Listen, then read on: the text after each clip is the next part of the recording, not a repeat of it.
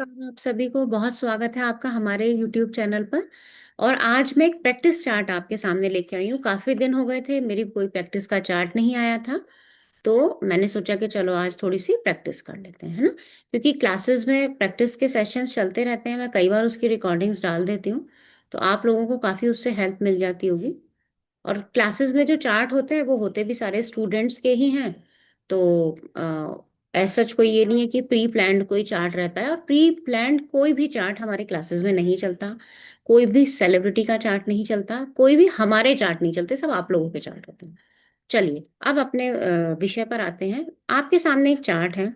अच्छा, date of birth आप लोगों को यहाँ से नहीं दिखेगी, तो मैं आपको, आप चाहें तो, क्योंकि आप अपने लेवल पे भी प्रैक्टिस कर सकते हैं। मेल चार्ट है, आप चाहें तो इसका डेट ऑफ बर्थ नोट कर सकते हैं, आराम से नोट कीजिएगा। 14 जनवरी 1992, यानी 14 जनवरी 1992, सुबह के 9:09 मुजफ्फरनगर यूपी का ये चार्ट है। और मेल चार्ट है। ठीक है, एज आप देख चुके होंगे। शादी नहीं हो रही है, ये एक मेन क्वेश्चन है। तो चलो समझ लेते हैं कि शादी क्यों नहीं हो रही है। देखो, शादी नहीं होने का, पॉज कीजिएगा इसको, एक कारण ढूंढने का कोशिश कीजिएगा। वैसे इसमें मेन बहुत सारे कारण हैं। विवाह के लिए एक्चुअली हम बहुत सारे भावों को देखते हैं। हम समझ के चलते हैं कि सप्तम से शादी की बात करते हैं तो सप्तम को देखें। नहीं, सप्तम से ज्यादा जरूरी है पंचम भाव और दशम भाव देखना। अब आप कहेंगे कि पंचम और दशम क्यों जरूरी है। पंचम से हम सगाई और विवाह पूर्व की बात करते हैं, विवाह पूर्व जितने भी हमारे रिचुअल्स होंगे, है ना, क्योंकि सप्तम की वृद्धि है वो। किसी भी चीज की वृद्धि कब होगी, जब उसकी प्रिपरेशन होनी स्टार्ट हो जाती है ना। मैं कहती हूँ कि मुझे दशम की वृद्धि चाहिए, यानी कि मेरा प्रमोशन हो, उसके लिए मैं आज से ही तैयारी करना शुरू करूँ। तो पंचम की वृद्धि, सप्तम की वृद्धि का मतलब क्या हो जाएगा कि आपकी शादी की तैयारियां, रिश्ते आने, बातचीत होनी। और तीसरे से तीसरा है, तो आप इसको इस तरह से समझ सकते हो। जब आप पंचम भाव को देखोगे तो केतु, मंगल, बुध, राहु, सूर्य, अब और बचा क्या, इतना सारा अशुभ ग्रहों का दृष्टि प्रभाव है। तो भाई यहाँ शादी तय होने में दिक्कत आई, है ना। शादी होगी तो तब जब पहले तय हो जाए। तो अब शादी तय होने में बहुत ज्यादा दिक्कत आने वाली है। और अब सप्तम के पास आए तो पांचवी राशि है, ठीक है, राशियों राशि का प्रभाव अच्छा है, कोई खराब नहीं है ना। गुरु प्लेस्ड है। गुरु कहाँ का लॉर्ड है, गुरु एकादश भाव का स्वामी है। मल्टीपल रिश्ते आपके पास आ सकते हैं। मल्टीपल मैरिजेस की बात अभी नहीं करेंगे यहाँ पे, है ना, वो तो आगे की बात है। हाँ, लेकिन गुरु की प्लेसमेंट को हम यहाँ पे अच्छा मानेंगे। राहु की दृष्टि है, तो राहु से डिले की बात होती है ना। जब हम राहु की दृष्टि का प्रभाव देखेंगे, मैं थोड़ा पेन से भी समझा देती हूँ, ये देखो। तो यहाँ पे डिले की बात हो सकती है। अब आते हैं, मेल चार्ट है। मेनली हमें शुक्र को देखना। शुक्र को देखो तो दशम भाव में प्लेस्ड है। क्या शुक्र के ऊपर कोई कोई भी अशुभ प्रभाव है? नहीं है।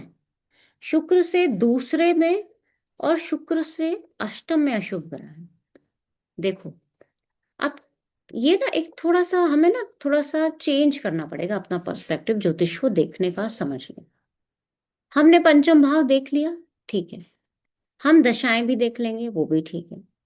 लेकिन आप एक बात समझो, सबसे पहले शादी ना होने के जनरल कारण क्या होते हैं ये आपको पता होना चाहिए।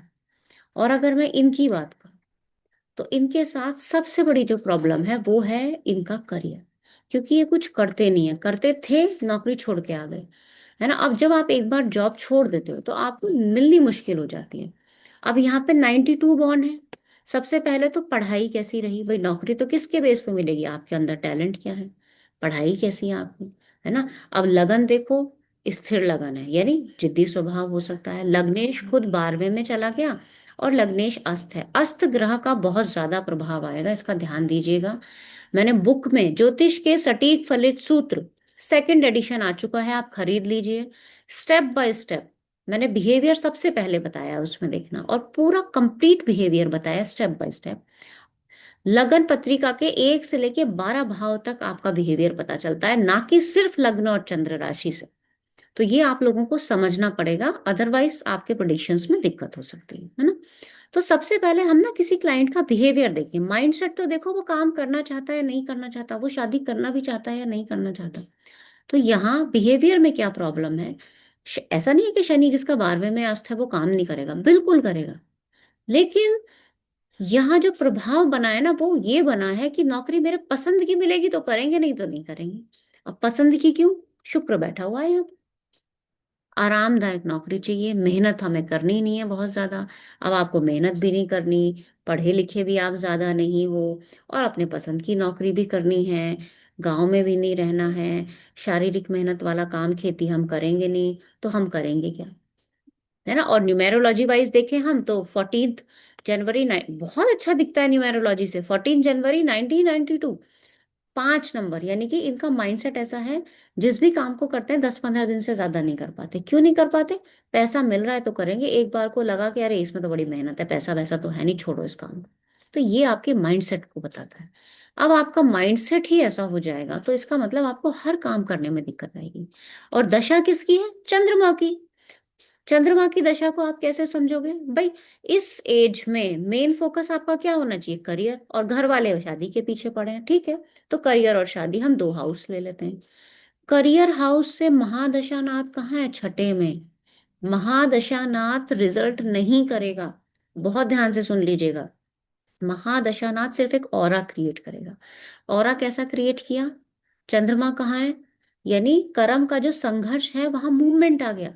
चंद्रमा क्या कह रहा है? मेहनत करो, मेहनत करो, काम सीखो, स्किल्स बढ़ाओ अपनी। इंसान क्या कहता है? मुझे कुछ नहीं करना, मुझे आराम से रहना है, बिल्कुल। चंद्रमा देखो पत्रिका में वीक है। तो महादशा एक और क्रिएट करेगी। ये बहुत गलत बात है जो लोग सोचते हैं कि वैदिक ज्योतिष में बस एक ही दशा इतने सालों रहती है, कैसे रिजल्ट मिलेगा? अरे आपने कभी पढ़ के देखा उसको, कैसे रिजल्ट मिलेगा?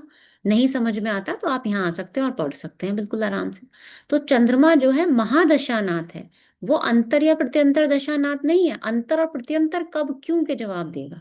तो सबसे पहली बात कि चंद्रमा की महादशा है, वो आपसे मेहनत करने को कह रहा है, और मेहनत करने को आप तैयार नहीं हो।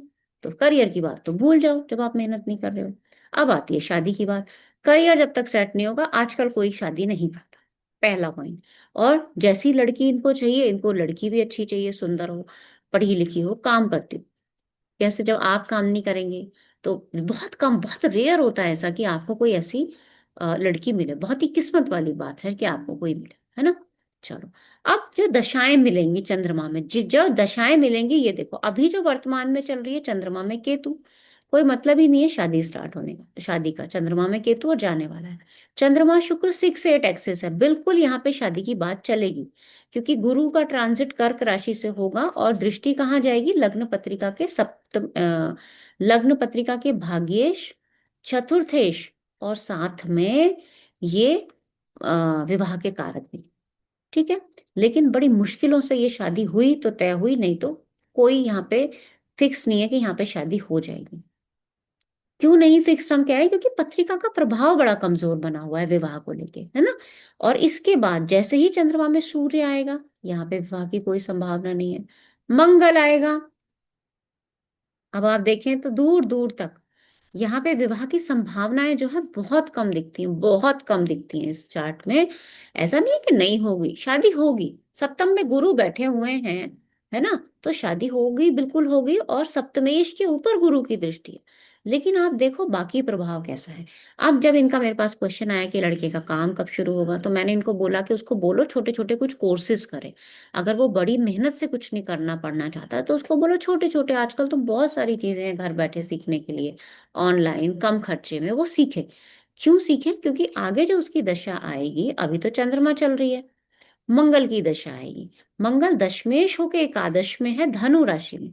तो वो काम करना चाहेगा, है ना। और तीसरे का स्वामी है, तो स्किल डेवलपमेंट थर्ड से देखते हैं। तो अभी से ही क्यों ना हम वो स्किल डेवलप करें, करेंगे तब तक हमारे पास 3-4 साल में हमें आदत हो जाएगी, बहुत सारी चीजें हम सीख चुके होंगे, और हो सकता है उस टाइम पे फिर हमारा करियर अच्छा हो। लेकिन अगर आपने अभी से ये मेहनत नहीं की, तो फिर मंगल की दशा आपके लिए करियर वाइज भी अच्छी नहीं रहेगी। सेकंड क्वेश्चन था कि शादी कब होगी। तो पहली बात तो आपका करियर सेट होगा, तो ही शादी आपकी अच्छी तरह से चल पाएगी, अदरवाइज आपको कॉम्प्रोमाइज करके शादी करनी पड़ेगी। कहीं कुछ अच्छा बुरा प्रभाव आप चाहेंगे कि हर चीज लड़की में अच्छी मिले, वो नहीं हो, है ना। तो ये थोड़ा सा क्लाइंट को समझना हो सकता है। बाकी शादी होगी कब? तो 27 तक मैंने संभावना इनकी बता दी है, चंद्रमा शुक्र की दशा में। थोड़ा सा आपको कॉम्प्रोमाइज करना पड़ेगा, नहीं करेंगे तो यहाँ पे उसमें भी दिक्कत आ सकती है। ठीक है? तो इस तरह से आप अपने क्लाइंट को गाइड कर सकते हैं, और गाइड करना कोई बहुत मुश्किल बात नहीं है ना? हमें जनरल जनरल से सारे सिनेरियो पता होने चाहिए, हम इज़िली चार्ट से किसी को गाइड कर सकते हैं। चलिए आज के लिए इतना ही रखते हैं, बहुत-बहुत धन्यवाद।